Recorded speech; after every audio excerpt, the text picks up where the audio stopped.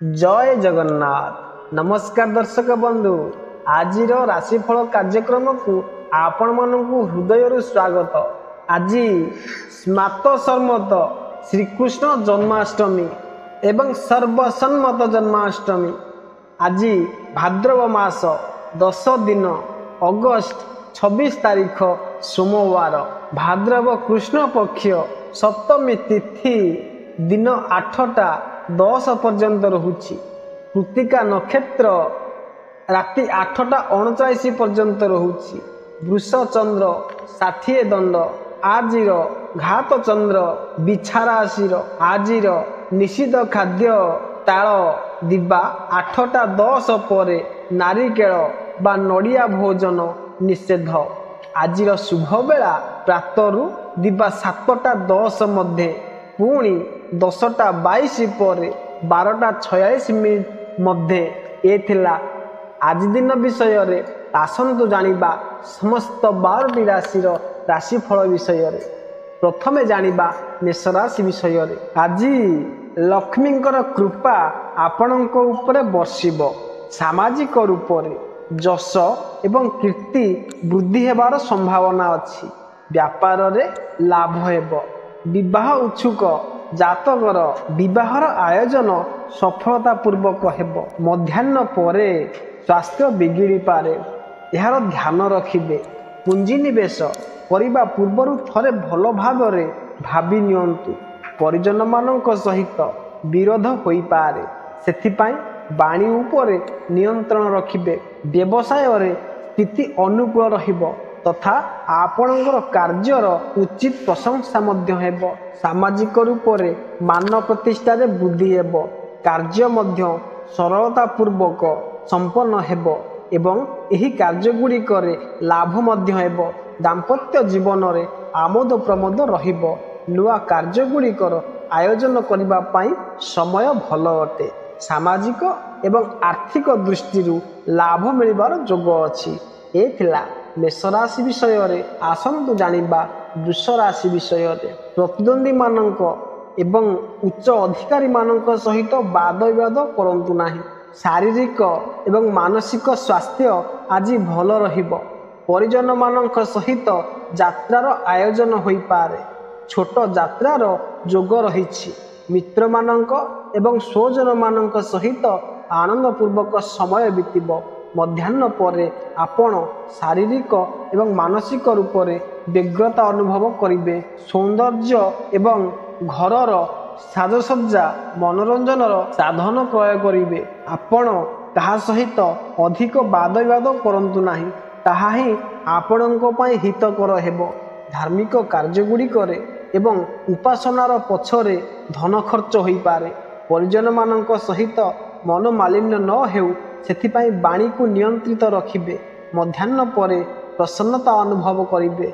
शारीरिक रूप से सुस्थ रहिबे एवं भाग्य वृद्धिर जोग रहिछि। प्रियजन मानक सहित मेल मिलाप मन को आनंदित करिबो। एथिला वृष राशि विषय रे।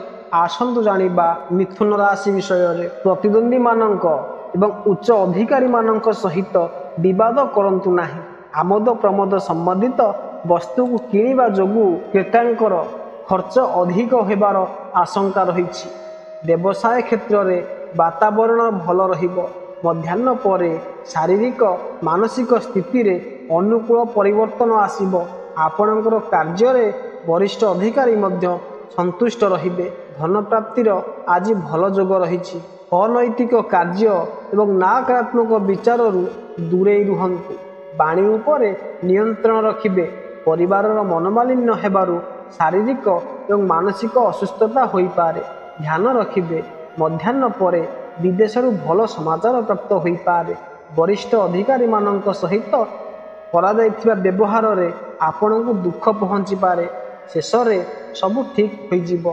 तथापि प्रतिद्वंदी मानक सहित वाद विवाद रे न पड़िबा पई उपदेश। एथिला मिथुन राशि विषय रे।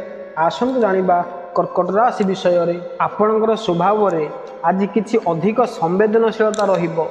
कार्य सफलता रे मानसिक रूप से आपण प्रफुल्लित रहिबे। जश एवं कीर्ति रे मध्य वृद्धि हेब। माँ घर पटरु ଭଲ ସମାଚାର ପ୍ରାପ୍ତ ହେବ। ଶାରୀରିକ ଏବଂ ମାନସିକ ରୂପରେ ଆପଣ ପ୍ରସନ୍ନତା ଅନୁଭବ କରିବେ। ପାରିବାରିକ ସୁଖ ଶାନ୍ତି ରହିବ।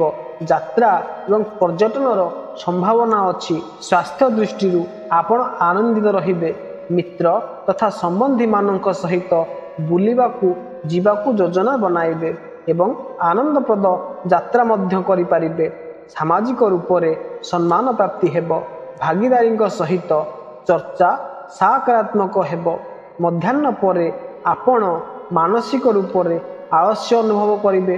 ପାରିବାରିକ ବାଦବିବାଦରୁ ବଞ୍ଚିବା ପାଇଁ ବାଣୀ ଉପରେ ନିୟନ୍ତ୍ରିତ ରଖନ୍ତୁ। ଏ ଥିଲା କର୍କଟ ରାଶି ବିଷୟରେ। ଆସନ୍ତୁ ଜାଣିବା ସିଂହ ରାଶି ବିଷୟରେ। ବହୁ ଦିନ ଧରି ଆଶା ରଖିଥିବା ଯାତ୍ରାଟି ସଫଳ ହେବାକୁ ଯାଉଛି। ଏହା ଆପଣଙ୍କର କାର୍ଯ୍ୟ ସମ୍ପର୍କିତ ହୋଇପାରେ। ଏହି ଯାତ୍ରା ଆପଣଙ୍କର ସଫଳତାର ଓ ପୁରସ୍କାର ଆଣିପାରେ। ଭ୍ରମଣ ସମୟରେ ନିଜର ମୂଲ୍ୟବାନ ଜିନିଷଗୁଡ଼ିକୁ ଯତ୍ନରେ ରଖିବା ଉଚିତ। ଧାର୍ମିକ ଏବଂ ସାମାଜିକ କାର୍ଯ୍ୟଗୁଡ଼ିକ ପଛରେ ଧନ ଖର୍ଚ୍ଚ ହେବ। ବନ୍ଧୁମାନଙ୍କ ଏବଂ ମିତ୍ରମାନଙ୍କ ସହିତ ଝଗଡ଼ା ହୋଇପାରେ। ଆଜି କିଛି ଆଧ୍ୟାତ୍ମିକତା ଆପଣଙ୍କ ବ୍ୟବହାରରେ ଦେଖିବାକୁ ମିଳିବ।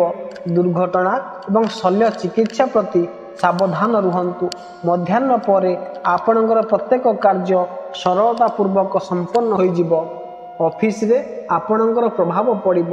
ଅଧିକାରୀମାନଙ୍କର କୃପାଦୃଷ୍ଟି ଆପଣଙ୍କ ଉପରେ ରହିବ। ମାନସିକ ଶାନ୍ତି ଆପଣଙ୍କ ମନରେ ରହିବ। ଆଜିର ଦିନ ଆପଣଙ୍କ ପାଇଁ ଲାଭପ୍ରଦ ଅଟେ। ଆଜି ସଫଳତାର ଶିଖର ଆଡ଼କୁ ଅଗ୍ରସର ହେବେ। ଆୟ ବୃଦ୍ଧି ହେବ। ବନ୍ଧୁବାନ୍ଧବଙ୍କ ସହିତ ଖୁସି ବାଣ୍ଟିବେ। ସ୍ୱାଦିଷ୍ଟ ଖାଦ୍ୟ ଭୋଜନ କରିବେ। ସ୍ୱାସ୍ଥ୍ୟ ପ୍ରତି ଟିକେ ଧ୍ୟାନ ଦିଅନ୍ତୁ। ଆଜି ନିଜର ମିଷ୍ଟ ବ୍ୟବହାରରେ ସବୁ କାମ କରିନେବେ। ପ୍ରବନ୍ଧକର୍ତ୍ତା ଆପଣଙ୍କୁ କୌଣସି ବଡ଼ ଦାୟିତ୍ୱ ଦେବେ। ନୂଆ ନୂଆ ଲୋକଙ୍କ ସହିତ ଯୋଗାଯୋଗ ହେବ। କଳାକାରଙ୍କୁ କାର୍ଯ୍ୟକ୍ରମର ଅନୁବନ୍ଧ ମିଳିବ। ଏ ଥିଲା ସିଂହ ରାଶି ବିଷୟରେ। ଆସନ୍ତୁ ଜାଣିବା କନ୍ୟା ରାଶି ବିଷୟରେ। ଆଜି ଆଧ୍ୟାତ୍ମିକ ଭାବନାରେ ସମୟ ବିତିବ।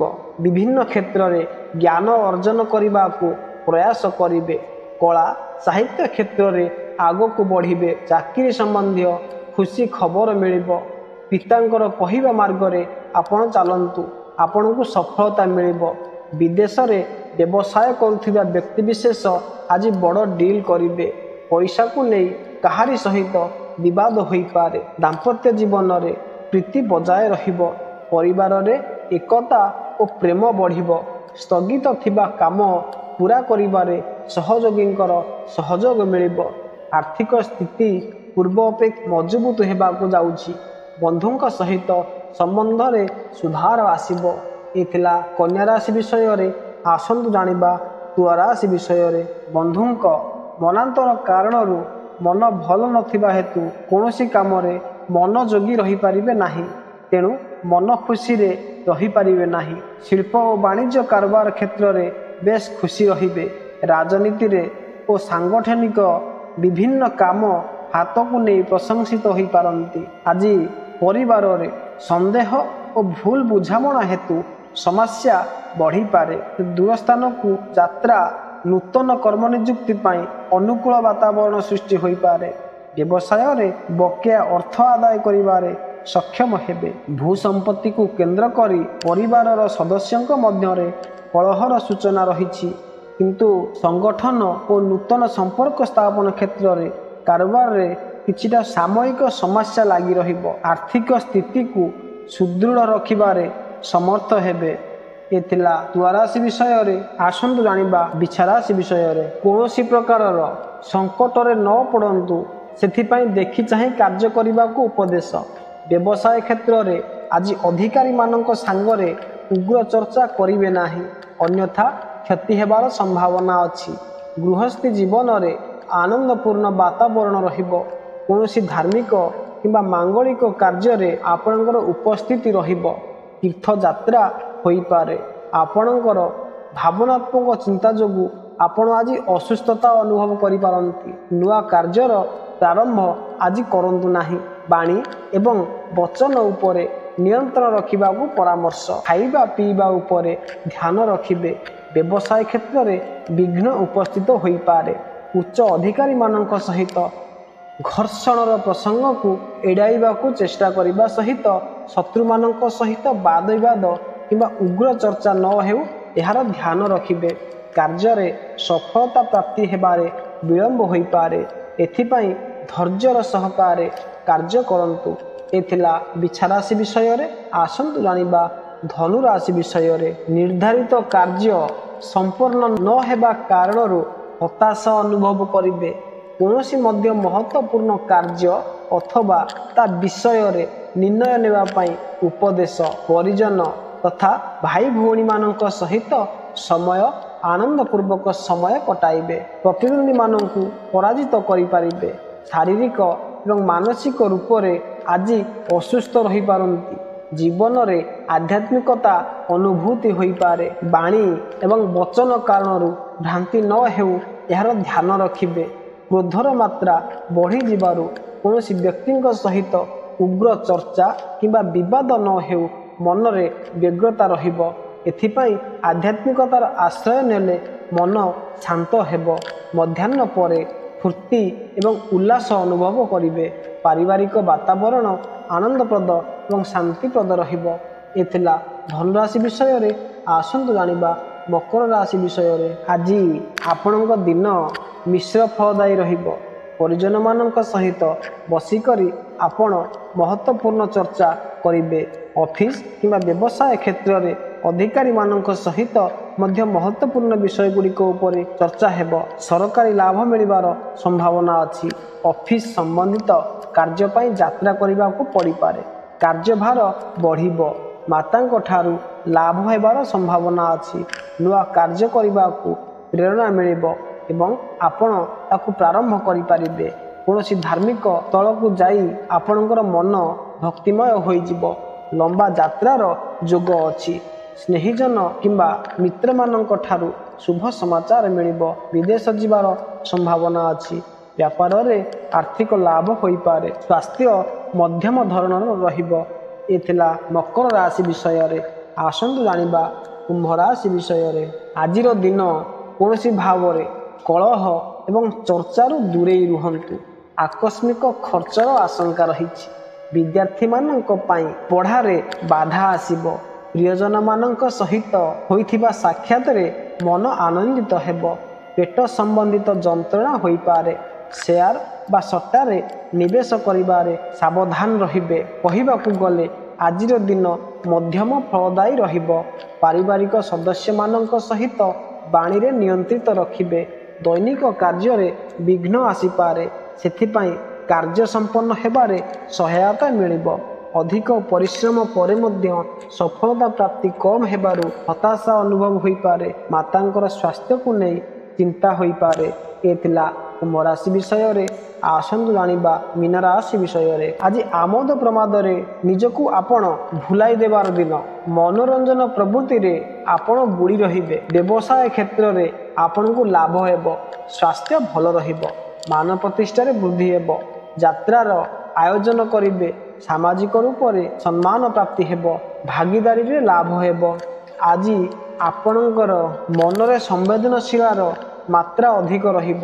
ପରିବାରରେ ଆନନ୍ଦ ଏବଂ ଉଲ୍ଲାସର ବାତାବରଣ ରହିବ। ବ୍ୟବସାୟରେ ଲାଭ ହେବାର ସମ୍ଭାବନା ଅଛି। ମାତାଙ୍କର ସ୍ୱାସ୍ଥ୍ୟର ଚିନ୍ତା ହୋଇପାରେ। ଆଜି ପୁରା ଦିନ ଆପଣ ପ୍ରସନ୍ନ ରହିବେ। କୌଣସି ନୂଆ କାର୍ଯ୍ୟର ପ୍ରାରମ୍ଭ କରିପାରିବେ। ସାଥୀମାନଙ୍କ ଠାରୁ ସୁଖ ଏବଂ ଆନନ୍ଦ ପ୍ରାପ୍ତି ହେବ। ମିତ୍ର ଏବଂ ସ୍ୱଜନମାନଙ୍କ ସହିତ ଭେଟ ହୋଇପାରେ। ଯେକୌଣସି କାମରେ ଆଜି ଆପଣଙ୍କୁ ସଫଳତା ମିଳିବ। ଆର୍ଥିକ ଲାଭ ଏବଂ ଭାଗ୍ୟ ବୃଦ୍ଧିର ଯୋଗ ରହିଛି। ଭାଇ ଭଉଣୀଙ୍କର ଲାଭ ହେବ। ପ୍ରତିଦ୍ୱନ୍ଦ୍ୱୀମାନଙ୍କ ଠାରୁ ବିଜୟ ମିଳିବ। ଏ ଥିଲା ସମସ୍ତ 12ଟି ରାଶିର ରାଶିଫଳ ବିଷୟରେ। ଯଦି ଆପଣମାନଙ୍କୁ ଭିଡ଼ିଓଟି ଭଲ ଲାଗିଥିବ ତେବେ ଲାଇକ୍ କରିବେ। ରହୁଛି। ନମସ୍କାର। ଜୟ ଜଗନ୍ନାଥ।